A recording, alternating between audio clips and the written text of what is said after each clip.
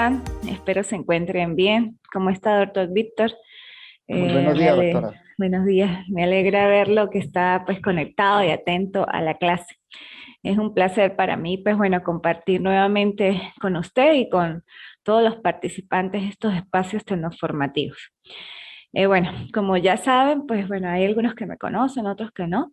Eh, Soy Adriana Lourdes Bautista Jaimes, abogada, egresada de la Universidad Católica del Táchira hace ya 22 años prácticamente. Soy especialista en Derecho Procesal, especialista en Derechos Humanos, magíster en Derecho Penal y Criminología, doctorando, porque estudio igual que ustedes, pues aquí en esta digna casa de estudios, el doctorado en Derecho y Relaciones Internacionales. Ya pronto, con el favor de Dios, pues lo culminaré. Ya estoy prácticamente en la elaboración de la tesis. Y bueno, presta a darles lo poco que sé. Fui funcionaria del Poder Judicial. Estuve en el sistema de administración de justicia venezolano por un tiempo de 20 años. Ocupé los cargos de secretaria, juez de primera instancia en materia de responsabilidad penal de adolescentes y juez temporal de la Corte de Apelaciones del Circuito Judicial Penal del Estado Táchira. Me siento muy orgullosa del sistema de administración de justicia, pues bueno, renuncié por razones netamente personales. Consideraba que bueno, ya debía hacerlo, pero sin embargo amo el sistema de administración de justicia porque de él aprendí pues lo poco que puedo saber. Eso fue una gran escuela para mí y siempre estaré agradecida del Poder Judicial. Bueno, la materia que me asignaron en esta oportunidad es argumentación jurídica. Esta materia pues está dividida en 4 unidades o 4 módulos como tal. La unidad 1 es argumentación, argumentación en general, premisas, conclusiones, cómo argumentar, los tipos de argumento prácticamente. Esta unidad se va a evaluar a través de un mapa conceptual con una ponderación del 25%, 100 puntos como calificación máxima. Está disponible desde hoy hasta el 20 de agosto del 2022, 11:59 de la noche. Los mapas conceptuales, bueno, como ustedes ya saben, deben tener la estructura propiamente de un mapa conceptual.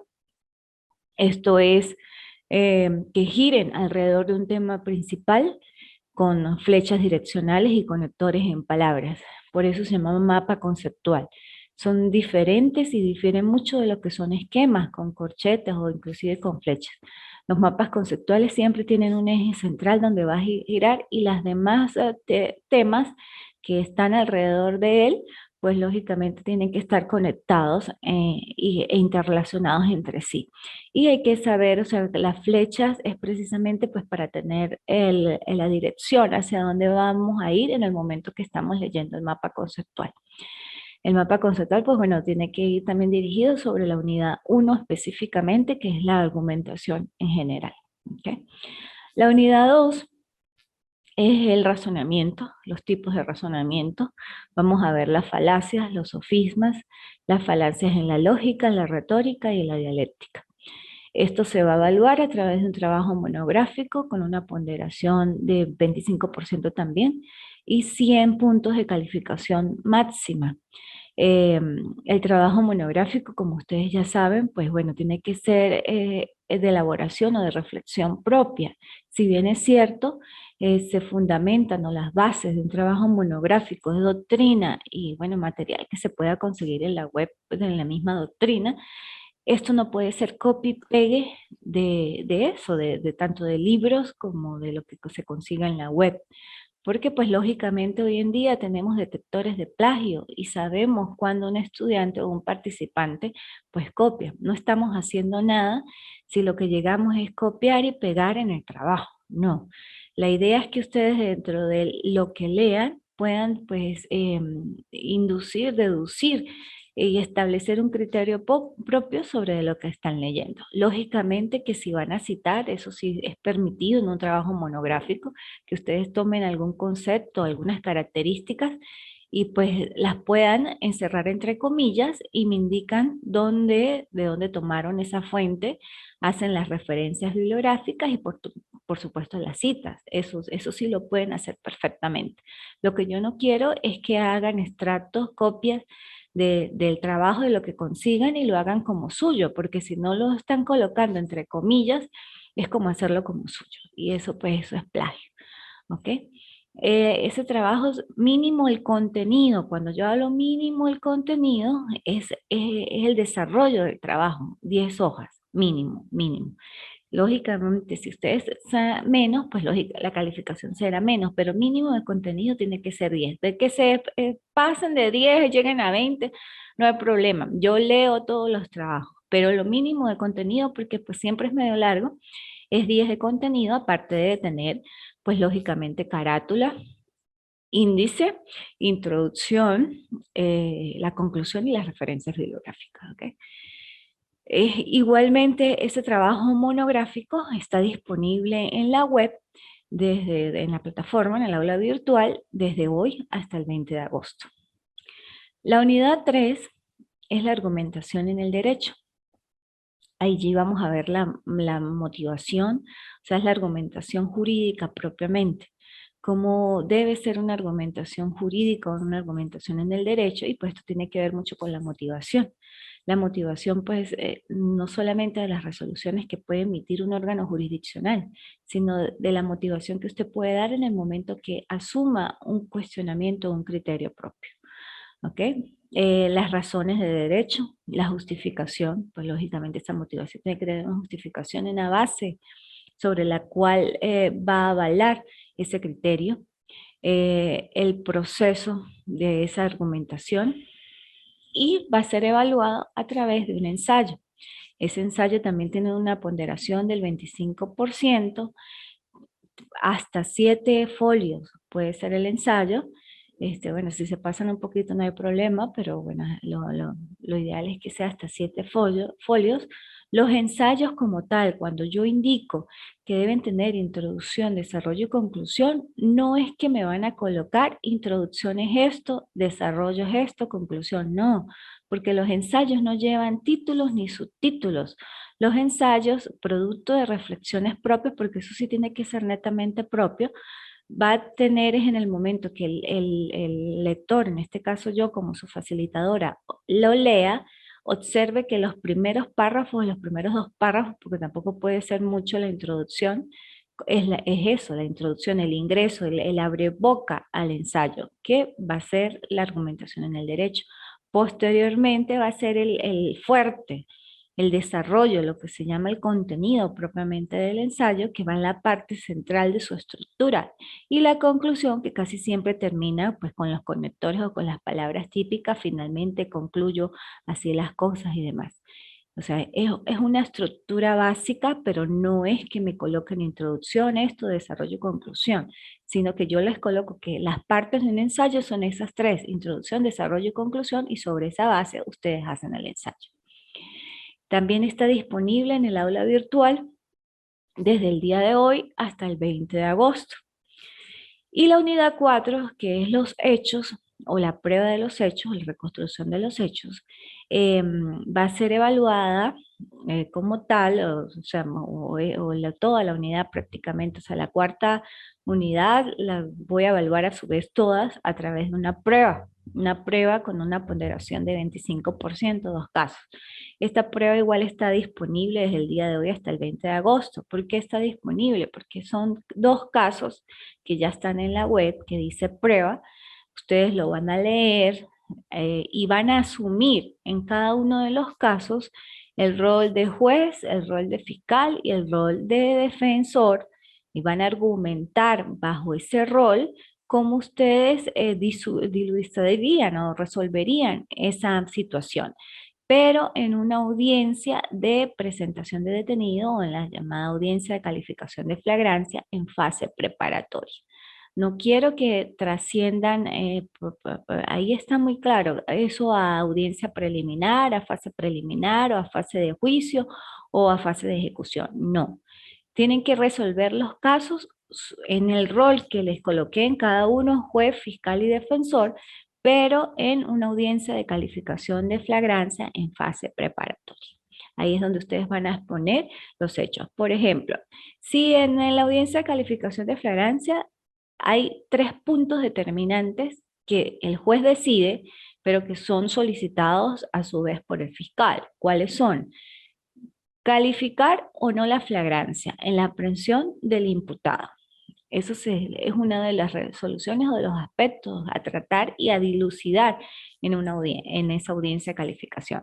Se va a resolver si el imputado fue aprehendido o no en flagrancia. Eso. Segundo, el procedimiento a seguir, si es ordinario o abreviado. Recuerden que el procedimiento ordinario es un procedimiento, pudiera decirse, más garantista porque es más largo y es un procedimiento donde se va a investigar más a fondo la situación de los hechos. El procedimiento ordinario. En el momento que se decrete, el fiscal pues tiene, si queda detenido, 45 días para presentar el acto conclusivo, y en el momento que presente el acto conclusivo, pues cierra la fase preparatoria y abre la fase intermedia. El expediente llega al mismo juez de control que conoció en la fase preparatoria, que conoció en la audiencia de flagrancia.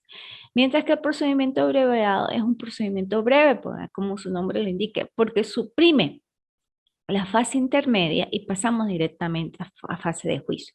Si bien es cierto, también se hacen diligencias de investigación, estas ya prácticamente se van a verificar o ya tienen el resultado por llegar, porque el titular de la acción penal, que es el Ministerio Público, consideró que ya tenía los elementos de convicción suficientes para acreditar la responsabilidad penal de ese imputado, y por eso solicitó ante el juez de control que se decretara el procedimiento abreviado en el ordinario. Y el juez, pues considerando esa solicitud del Ministerio Público y observando el mismo expediente que efectivamente lo que le faltan es el resultado de las diligencias que ya ordenó, pues efectivamente lo puede decretar y suprime la fase intermedia y pasamos directamente a fase de juicio. Prácticamente el juez se desprende dentro de las 48 horas, un lapso breve, y pasa ese expediente al tribunal de juicio. ¿Okay? Eso es el segundo aspecto a tratar. Y el tercer aspecto en una audiencia de calificación de flagrancia es la medida de coerción personal. Entonces, ¿qué medida de coerción se le va a imponer al imputado para asegurar su comparecencia a los sucesivos actos procesales? Esa comparecencia puede ser gravosa o ese modo de que se le exija si se le decreta la privación de libertad, o puede ser menos gravosa, como una cautelar sustitutiva a la privación de libertad. Esos son los 3 puntos determinantes para, pues, dilucidar, y eso es lo que ustedes van a resolver. En el momento, si yo como juez, bueno, voy a calificar o no la flagrancia, qué procedimiento voy a seguir y lógicamente qué medida se va a imponer. Lógicamente que ustedes tienen que asumir primero, y lo deben, o sea, por lógica jurídica, resolver de la siguiente manera. Primero lo que dice el fiscal. ¿Por qué? Porque el fiscal es el que va a peticionar y es el que va a imputar. Inclusive en los casos, ustedes tienen que hacer la adecuación del hecho a un tipo penal, porque el caso lo que está es el hecho, cómo sucedió el hecho, y de ese hecho se desprende el tipo penal. Y eso es lo que ustedes van a verificar primero como fiscal. De ese hecho, ¿qué tipo penal encuadra? Solicitar al juez que se califique la flagrancia por el tipo penal que ustedes observaron en ese hecho, que se decrete o se siga la causa por el procedimiento ordinario abreviado, y que se imponga una medida cautelar sustitutiva a la privación o una medida de privación de libertad, dependiendo de lo que ustedes decidan, que es su criterio. Lógicamente que en esos casos hay una decisión y es la decisión más acertada. O sea, ustedes tienen que, con base a eso, pues no, lógicamente no les puedo dar las respuestas, pero sí hay un tipo penal que no es otro. O sea, por decir, en el caso, se trata de una muerte de una persona. Ajá. Una muerte, hay diferentes tipos penales para poder catalogar la muerte. No me van a colocar que el fiscal va a imputar por un robo agravado, porque del hecho no encuadra por ningún lado que es un robo agravado para, o sea, Por eso es que tienen que cuadrar, volverse fiscales allí y encuadrar ese hecho en el tipo penal, en lo que pide el fiscal. Posterior a lo que pide el fiscal, ustedes pues se van a colocar como defensor y van a tener la otra parte. Ajá, el fiscal está solicitando que se califique la flagrancia, que se decrete el procedimiento abreviado y que se le imponga privación de libertad. ¿Usted como defensor qué haría? Pues bueno, no voy a pedir que se desestime la petición del fiscal de calificar la flagrancia porque mi imputado o mi representado no fue aprehendido en el momento que transcurrió los hechos, ni a pocos momentos del lugar de los hechos, ni fue aprehendido con objetos que hagan presumir su participación en ese hecho. Como defensor, ustedes pueden alegar lo que consideren, lógicamente dentro de una línea jurídica, tampoco se van a poner a divagar, pero sí pueden hacer defensas de ese tipo y son normales. Así usted considere que si hay flagrancia, usted como defensor va a decir que no hay. Ajá, en cuanto al procedimiento, casi todos los defensores, si observan, pues bueno, es mejor ordinario porque como defensor yo puedo pedir más diligencias de investigación, puedo solicitar que se practiquen determinadas pruebas, puedo solicitar que se le haga hasta incluso una experticia psiquiátrica porque voy a considerar o una de las defensas va a ser es que está enajenado mental. Tantas cosas que como defensor puede pedir, pues le conviene más el procedimiento ordinario. Pues rebata la posición del fiscal si pide abreviado y ordinario. Y como juez, pues él se debe apartar. O escuchó la parte del fiscal, escuchó la parte del defensor, como juez y director del proceso y haciendo uso de ese control jurisdiccional, pues va a decidir quién tiene la razón y quién hizo la mejor argumentación en todo caso. Y con base al expediente, pues lógicamente tomará una resolución directa. Eso es el papel que ustedes deben asumir en ese caso, de manera también concreta. No se pongan a hacerme cosas largas, porque en una audiencia de calificación de flagrancia, si ustedes han estado, eso es algo rápido y es algo que se peticiona de manera concisa, detallada y ya. O sea, el fiscal va al grano, imputa, solicita calificación de flagrancia casi siempre, solicita el procedimiento a seguir y solicita la medida de privación.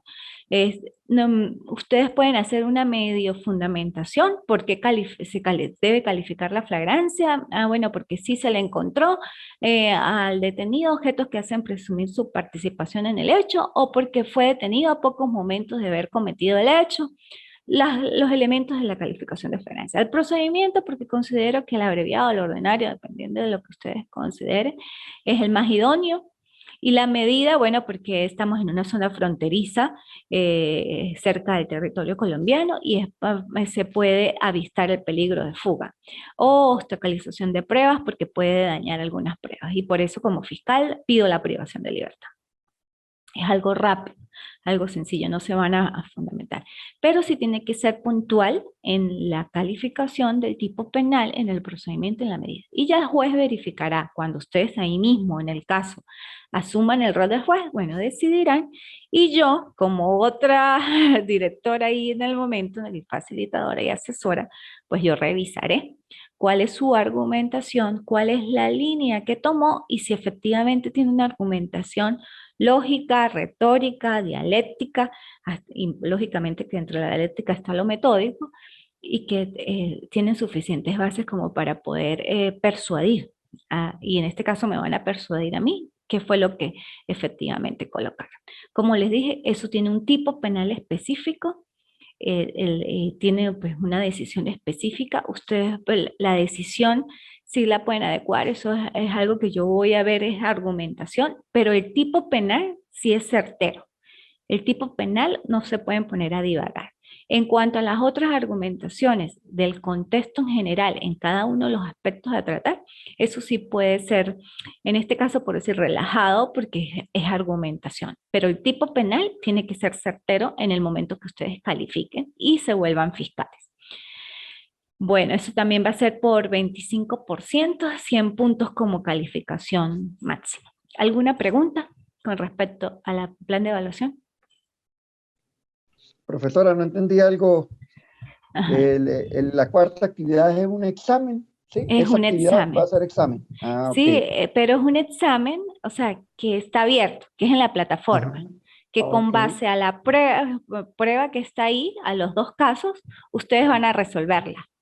Más nada, ahí ¿Cuántos dice casos resolvemos? dos, ¿Uno o dos? Los dos, dos. dos, Ajá. ahí están, son dos casos, resuelven los dos casos. Ok. Es muy importante y ya a estas alturas de la vida, van a ser magíster.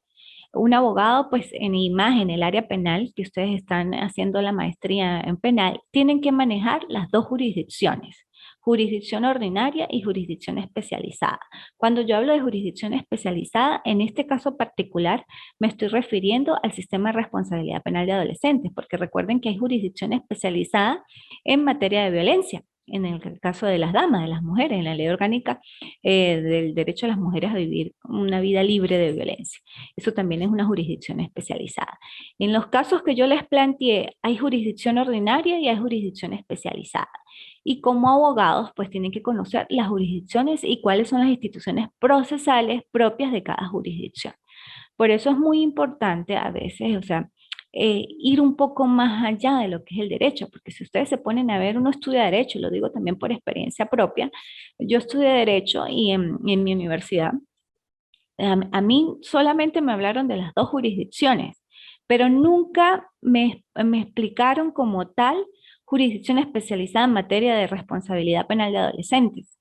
Nada, o sea, yo supe procesal penal, como la maestría que ustedes están haciendo, procesal penal, y todo es adultos, adultos, adultos, adultos, adultos. O sea, es como si todo el proceso penal fuera de adultos, pero recuerden que los adolescentes también son imputables y pueden ser declarados penalmente responsables de sus actos en el ámbito de aplicación. ¿Y cuál es el ámbito de aplicación de los adolescentes? De 14 a menos de 18 años. Por eso tienen que manejar pues la Ley Orgánica para la Protección del Niño, Niña y Adolescente y el Sistema de Responsabilidad Penal de Adolescentes está del artículo 526 en adelante. ¿Ok? Entonces, ojo con eso también. Y se los pregunto porque ustedes tienen que saber, son magíster o van a ser magísteres en procesal penal. Eso no significa que no conozcan todas las jurisdicciones porque deben más bien conocerlas, deben conocerlas. Yo los invito, de hecho, bueno, ahorita está iniciando un seminario de justicia penal juvenil que lo estoy dando yo, donde efectivamente yo explico lo que es el sistema de responsabilidad penal de adolescentes, el sistema de justicia penal juvenil venezolano, porque da tristeza que muchos de nuestros compañeros abogados no manejen el sistema de responsabilidad, no conozcan las instituciones procesales propias del sistema y que es totalmente diferente a jurisdicción ordinaria, que si bien es cierto, nos basamos en el Código Orgánico Procesal Penal como norma objetiva penal para resolución y para algunos casos, lógicamente, porque van de la mano, el sistema de responsabilidad penal de adolescentes tiene sus propias instituciones, sus propias sanciones, sus propias formas de proceder en las diferentes fases del proceso. Son las mismas fases tanto de ordinario, fase preparatoria, intermedia de juicio y de ejecución, pero dentro de cada una de ellas sus instituciones son totalmente diferentes. ¿Okay? Entonces, por eso los invito y cualquier cosa, igual yo estoy atenta, ustedes me pueden escribir, es preferiblemente que me escriban por WhatsApp y yo les resuelvo por WhatsApp, porque sí, por plataforma también me pueden escribir, pero a veces yo no estoy conectada todo el tiempo a plataforma, o sea, yo me conecto cuando vamos a unos adelantados para ir revisando los trabajos. Pero es más rápido que ustedes me escriban un mensaje de texto, un mensaje por WhatsApp, profesora, mire, tengo esta duda y yo les conteste a que se pongan a escribir en el aula virtual, que yo puedo demorar un día, horas en contestar, ¿ok? Gracias. Víctor, ¿alguna otra pregunta? No, en cuanto a, bueno, que eso está en la plataforma, ¿no? El segundo trabajo de la monografía no logré copiar el tema. El segundo, la unidad 2 es razonamiento. Todo lo que habla de razonamiento, los tipos de razonamiento, las falacias, los sofismas, la falacia en la retórica, en la dialéctica y en la lógica. Esa es Perfecto. la unidad 2, el trabajo monográfico. De todas maneras, pues también está todo ahí en la planificación. La planificación, La siempre les plataforma. sugiero que la descarguen. Allí está como ventana emergente, la descargan, la visualizan. En mi caso particular, yo siempre, desde el momento, desde hoy, que estamos iniciando esta unidad curricular, hasta el 20 de agosto, que es que cierra, está abierta. Están disponibles todas las actividades. Ustedes pueden hacerlas en cualquier momento. Si bien es cierto, hay fechas allí, porque ya hay fechas establecidas para el cumplimiento, estas fechas no son de obligatoria, sí, imposición o de cumplimiento por parte de ustedes. O sea, ustedes las pueden hacer al otro día, al día siguiente, dependiendo de su disponibilidad. No hay problema. Lo único que sí es obligatorio e imperativo de cumplir es que ya para el 20 de agosto a las 11:59 de la noche cierra plataforma. O sea, el estudiante que va a llegar al 21 de agosto a decirme, bueno, tiene que justificarme efectivamente por qué no hizo la actividad o por qué no hizo las actividades. Y no puedo darle mucho tiempo porque pues la universidad también me exige a mí 6 semanas para terminar la unidad curricular. Más bien yo me extendí un poquito más para poder, con ustedes, pues hacerlo y demás. O sea, lo máximo que puedo dar unos 2, 3 días como tal. Por eso les recomiendo que vayan poco a poco haciéndolo, que hagan las cosas bien, pausadamente, sin apuro, pero teniendo entendido que el 20 de agosto cierra la plataforma. ¿Ok? Y que para yo Perfecto. podérselas abrir me tienen que avisar. Ese mecanismo es perfecto porque a veces uno, por problemas de energía, datos, no puede uno cumplir con cierta fecha y bueno, no se estresa. Pero es bueno Claro. esa parte que usted me está diciendo, es perfecto, debería aplicarla en todas las materias. Ajá. ¿No la aplican los Gracias, otros doctor. profesores así? Yo no sé, pues hasta los momentos, pues no, ninguno nos ha dicho esa parte que usted nos está Ah. diciendo. Nadie nos ha dicho que podemos extenderlo unos días más, unos días menos. Sí, sí, Entonces, no, sí, ustedes pueden. Por eso, cuando ustedes abran la planificación, ahí va a decir lapso de entrega y dice disponible desde el 9 de julio, hoy, hasta ujú, el 20 de agosto. perfecto, Todo eso perfecto. está disponible, cualquier actividad. Inclusive ustedes pueden hacer las actividades alterando el orden. Como, Alterándolo, eso le iba a decir. ajá, alterando el Ah, bueno, orden. O sea, está perfecto. totalmente como ustedes dispongan, lo pueden hacer. No es que ay, voy a hacer la unidad uno porque sigue. No, no, pueden alterar el orden. Eso no va a afectar el producto. Perfecto, doctora, gracias. A la orden. ¿Alguna otra pregunta, María Cristina, que por allí la vi conectada? Gracias. ¿No? Bueno, entonces vamos a empezar un poquito a hablar de lo que es la argumentación, en realidad. Y bueno, la argumentación es una exposición, ¿no? Un discurso que se da en forma oral o escrita. Es una disertación como tal, mediante el cual pues uno expone los motivos y las premisas que sostienen determinado criterio o determinada forma de parecer. Porque siempre es la argumentación, de hecho, nosotros todo el día, desde que nos levantamos hasta que nos acostamos, prácticamente estamos argumentando. Argumentando en nuestra familia, argumentando en nuestras labores. Yo estoy en este momento argumentando con ustedes y fijando una posición. Al yo fijar una posición y establecer mi criterio y mis límites en cuanto a la unidad curricular, yo estoy argumentando y estoy justificando por qué estoy dando el plan de evaluación de esa manera, porque lo estoy solicitando conforme a esos lineamientos. Es una forma también de argumentar. Por eso, desde que nos levantamos hasta que nos acostamos, estamos argumentando en todo, estamos justificando, estamos solicitando y es normal. Lógicamente que nosotros no nos ponemos a ver y durante el día no estamos ahí, ¿qué voy a argumentar? No, no, eso se da inclusive de manera voluntaria, de forma, sí, flexible, de manera libre como tal. Ya cuando hablamos de argumentación propiamente en el derecho, sí es una argumentación fundamentada sobre la base de algo que yo quiero.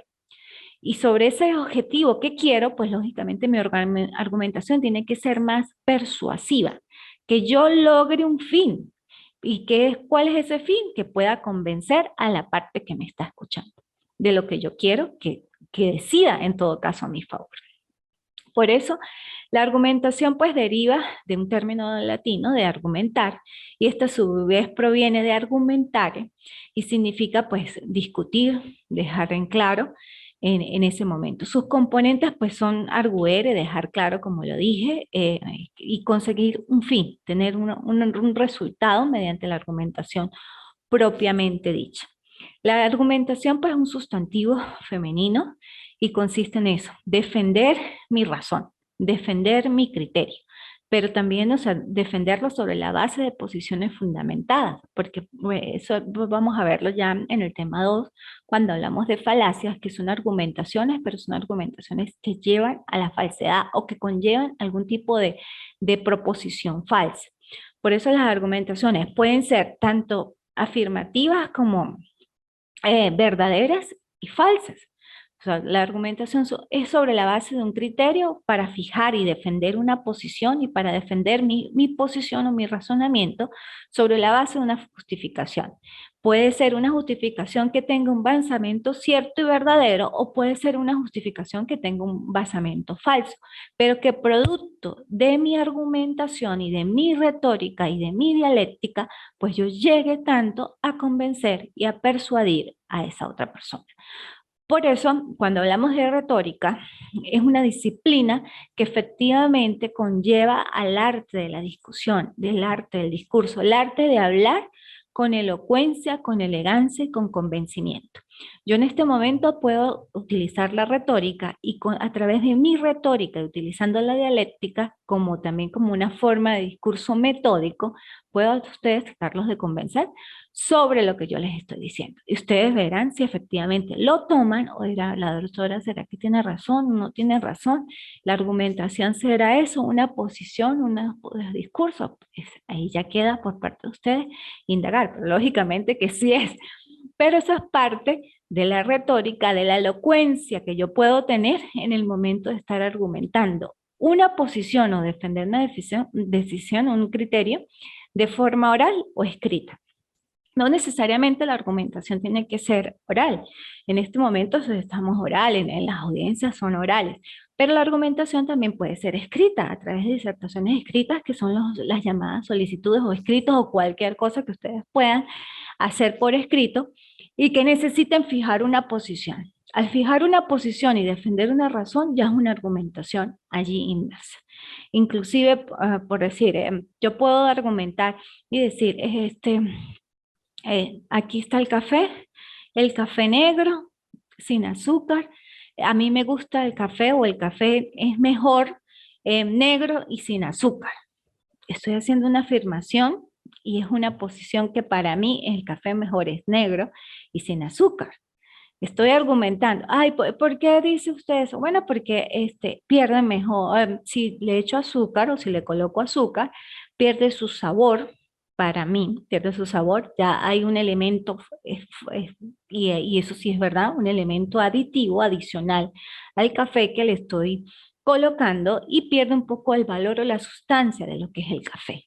Yo estoy justificando porque el café para mí, que es algo inclusive de apreciación personal, pero es mejor negro y sin azúcar. Es mejor, es mejor. Por eso, es una forma de argumentación. Por eso les digo que desde el momento que nos levantamos hasta que nos acostamos, pues estamos lógicamente argumentando. ¿Por qué las razones o los fundamentos o la justificación de la argumentación? Lógicamente que esa fundamentación o esas argumentaciones son premisas. ¿Y que son premisas? Pues lógicamente proposiciones u oraciones aseverativas que dan inicio, que dan o establecen una pauta a seguir, pero son proposiciones. Las premisas inclusive puede ser una o varias, por lo menos una premisa, la más común, es Dolly fue la primera oveja clonada. Eso es una proposición aseverativa y afirmativa, de que se sabe que fue así, que Dolly fue la primera oveja clonada. Por eso son proposiciones que nos sirven como punto de partida para los argumentos. Necesariamente dentro de cada argumentación tienen que haber premisas que nos dan ese margen de punto de partida sobre lo que estamos nosotros justificando en el razonamiento. Dentro de las proposiciones, pues lógicamente tiene que haber una conclusión, porque yo expongo, hago la oración aseverativa, afirmativa, sobre el planteamiento y sobre esa base, pues yo diré si efectivamente puede existir una conclusión. Por decir, ejemplo, en una argumentación puede haber una o más premisas. En el ejemplo que voy a dar a continuación, podemos hablar de dos premisas. Se dice que todos los artistas son personas creativas. Eso es una premisa. Yo puedo decir, sí, todos los artistas pues tienen creatividad. Segunda premisa. Leonardo da Vinci, ¿verdad? Fue un artista. Un artista. Leonardo da Vinci fue un artista. ¿Qué puedo concluir? Que Leonardo da Vinci fue una persona creativa. Así. Son dos premisas, pero yo arrojo una conclusión sobre la base de esas dos premisas. En la primera premisa dije que los artistas son personas creativas. En la segunda premisa dije que Leonardo da Vinci es un artista. Y en la conclusión dije, como Leonardo da Vinci es un artista y todos los artistas son creativos, pues Leonardo da Vinci es creativo. Esa es la conclusión de las premisas y es una argumentación, pues lógica allí. ¿Cómo argumentar? Es necesario que para argumentar hay que elegir las premisas. Implica elegir bien la información sobre la que vamos a hablar y cuál es nuestra postura al respecto. Debemos, pues lógicamente, elegir lo que empleamos como afirmación. Y sobre esa elección de lo que elijamos como afirmación, pues tenemos que tener una justificación y inclusive, pues conocimiento. Por decir, yo puedo decir, volar en avión contamina más que viajar en automóvil. Eso es una premisa, lógicamente, pero que la estoy eligiendo seguramente porque yo conozco el manejo de los aviones o el funcionamiento de los motores de los aviones y el funcionamiento de los motores de los automóviles. Y si yo tengo conocimiento sobre alguna de las dos cuestiones, pues yo puedo argumentar y decir que volar en avión contamina más que viajar en automóvil. Por eso, para argumentar, en primer lugar, hay que elegir bien las premisas. En segundo lugar, hay que encontrar el razonamiento adecuado. ¿Y cómo encuentro yo el razonamiento adecuado? Eligiendo en esas premisas que ya elegí, ahora eligiendo el método posible de justificación de esa premisa. Por eso digo que en el momento que yo elija la premisa en un instante, yo tengo que saber cuál es el método a seguir. Yo debo saber sobre motores. Debo saber sobre, en este caso, sobre motores de aviones y sobre motores de automóviles. Por eso hay que encontrar el razonamiento adecuado. No puedo divagar y decir que volar en avión contamina más que en automóvil si yo ni siquiera sé la estructura de un motor de bicicleta, de moto, cosas así. Por eso hay que encontrar el razonamiento más adecuado. Y tres, acudir a la evidencia. Esto implica acudir a casos concretos, a argumentar con base a posiciones ya fijadas, con criterios de autoridad de terceros o con criterios de experiencia, que sea empírico, que van a servir de sustento. Por decir, yo puedo decir, acudo a la evidencia también en el caso de los aviones, porque aparte de que tengo el conocimiento sobre el funcionamiento de los motores, también bueno, puedo ser ingeniera en mecánica y aparte de eso, he hecho cursos y tengo de la mano la opinión de Henry Ford. Y Henry Ford, que fue uno de los que de la creación de la Ford o de los Tesla, supongamos que fueran carros automáticos, los Tesla de Elon Musk, pues dijera, bueno, Elon Musk con su criterio de creación de automóviles, él ha dicho y estadísticamente en la incorporación de los carros Tesla al mercado, se verificó que efectivamente estos carros son de menor contaminación porque son eléctricos. Y ese es el criterio que se ha manejado con su equipo de adiestramiento de Tesla. Entonces, no solamente porque yo soy ingeniera mecánica y puedo saber de motores, sino también porque tengo bases con Henry Ford o con Elon Musk, que hacen autos, que ellos son fabricantes y tienen compañías enormes para verificar esa argumentación que yo estoy diciendo. ¿Sí? ¿Voy bien? ¿Me estoy explicando? Sí, bueno. Perfecto, doctora, perfecto. Gracias, Víctor. Entonces, recuerden, para argumentar, ya se me está acabando el tiempo, hay que elegir las premisas. Primero, son 3 puntos importantes para saber cómo argumentar. Elegir las premisas, encontrar el razonamiento más adecuado y acudir a la evidencia. Cuando acudo a la evidencia siempre debo tener un sustento con base a opiniones de terceros o que personas más versadas de lo que puedo saber yo sobre lo que yo estoy diciendo. ¿Ok? Bueno, vamos a dejar hasta aquí la clase de hoy. Ya se me está acabando el tiempo, me dicen por aquí una pantalla.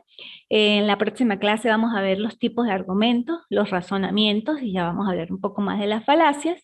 Y pues lógicamente tener en cuenta que siempre en una argumentación van a existir la retórica y la dialéctica. La retórica como disciplina que estudia la forma y propiedades de un discurso, el arte de hablar con elocuencia, y la dialéctica como teoría y técnica de la retórica, pues ya es un diálogo y discurso más metódico, se pudiera decir, y dirigido pues lógicamente a la obtención de un fin más concreto.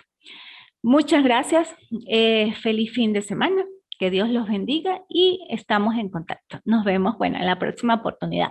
Todavía no estoy segura si es el próximo sábado o el siguiente, pero todavía tenemos clases pendientes. Dos clases creo yo. Las otras son asíncronas, que van a ser por foro chat, por eso les digo, pueden escribirme, podemos hacer socialización por el foro, pero claro, va a tener, o sea, la primera parte o la elección va a ser por parte de ustedes. Si ustedes tienen algún tipo de pregunta, pues comuníquense conmigo, o por el grupo de argumentación jurídica, o por mi teléfono normal, pero en la parte privada.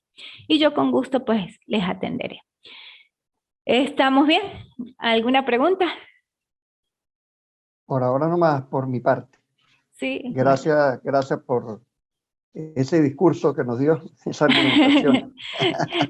Bueno, la idea es que yo los voy a convencer. Yo los voy a convencer de todo lo que les voy a decir en la clase de argumentación jurídica. Claro, Perfecto. pero con base, ¿no? Con base. No les voy a decir falacias, que es lo que vamos a ver en la clase que viene. Bueno, un placer y estamos en contacto. Gracias. Feliz fin de semana para todos. Amén, igualmente. Gracias.